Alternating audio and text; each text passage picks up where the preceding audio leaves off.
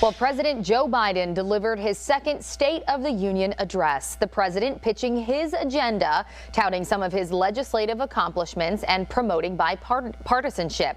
So we're getting reaction from Oklahoma lawmakers. Joining us now is Congressman Tom Cole. Congressman, welcome in. Hey, great to be with you.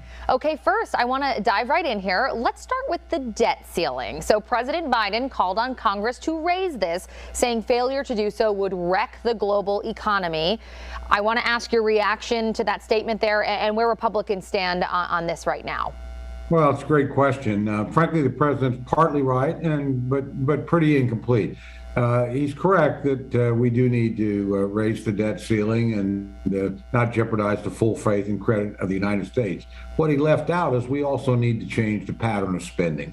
Look, this administration's running up record deficits.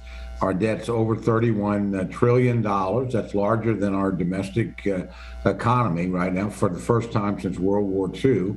And so this is sort of like hitting the limit on your credit card. Yeah, you need to pay the bill you owe, but you also need to reconsider how you're spending money if you're running short at the end of the month. And that's exactly what's happening to us. So what our leader, Kevin McCarthy, has said, look, we'll sit down and talk to you about lifting the debt ceiling. You also need to negotiate with us about changing the pattern of spending. And this administration, not just through the regular appropriations process, that is what people normally think of as government, defense, education, transportation, has had some extraordinary spending. They did $1.9 trillion without a single Republican vote in the American Rescue Plan 2 years ago. Last year, they did $750 billion in this misnamed Inflation Reduction Act. That kind of spending is what's pushing up prices, we think, all across the country. So we need to put some brakes on that and get some discipline back in the spending part of government. And that's basically our negotiating position with the president. We'll help you achieve this. We think it's important, but we have to change the spending. And one claim that he did make along those same lines I just want to ask you about was that Republicans want to cut Social Security for the debt ceiling to be raised. Absolutely untrue. Okay. As a matter of fact, our speaker has said, look, Medicare and Social Security are off the table. Now, longer term, we do both those programs are going broke. And so I've actually have legislation recommending a commission. This is what we did the last time we were in this situation, 1983. Ronald Reagan, Democratic Speaker, Tip O'Neill, and a Republican Majority Leader in the Senate, Howard Baker, sat down, came up with a commission. It recommended reforms, including some increased revenue into the system and what have you. And it managed to extend the life of Social Security almost 50 years. So we need to do something like that again on a bipartisan basis. But nobody's for cutting benefits for Social Security or Medicare.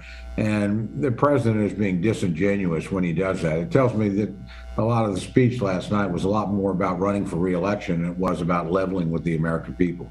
So you said a word there, bipartisanship. There's been a lot of talk about that. The president said that needs to happen in order to get anything done. I want to ask you, what's the current climate like there in Congress? Is there still any room for everyone to work together here and come to the table?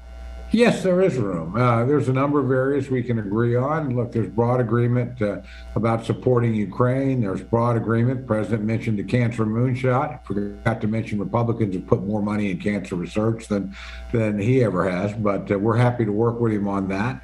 There's a variety of initiatives, and we're going to have to come together around the budget sooner or later. Now, that'll be more contentious, and I expect a bumpy road, but at the end of the day, we'll get to an agreement. And, right now, the president is correct about one thing. For the first 2 years, there wasn't any brakes on the car. He had the Senate, he had the House.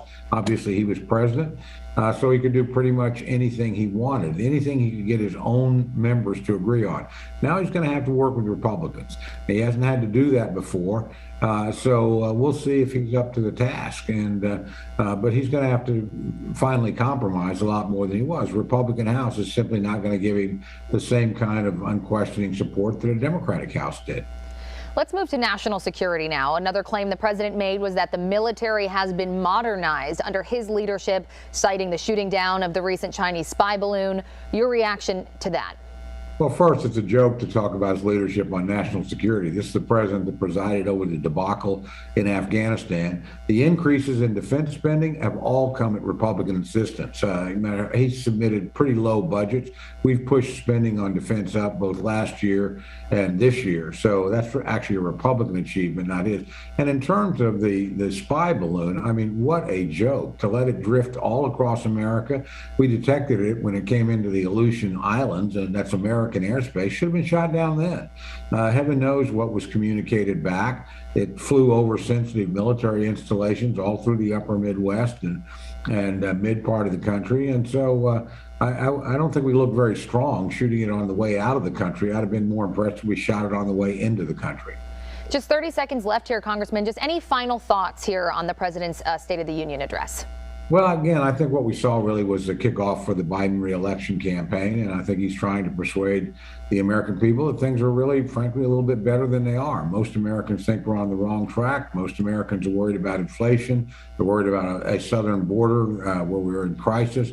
They're worried about increasing competition from China. They're not sure they're getting the answers from this administration. So we'll see what's going ahead. But look, give the president his due. He put the best face that he could on the current situation. But remember, again, most Americans don't think we're moving in the right direction. That usually suggests they want to change at the top.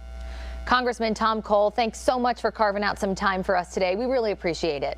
Thank you. Very much my privilege to be with you. Okay, we'll talk again soon. Thanks so much. All right, we're back after this break. Stick around.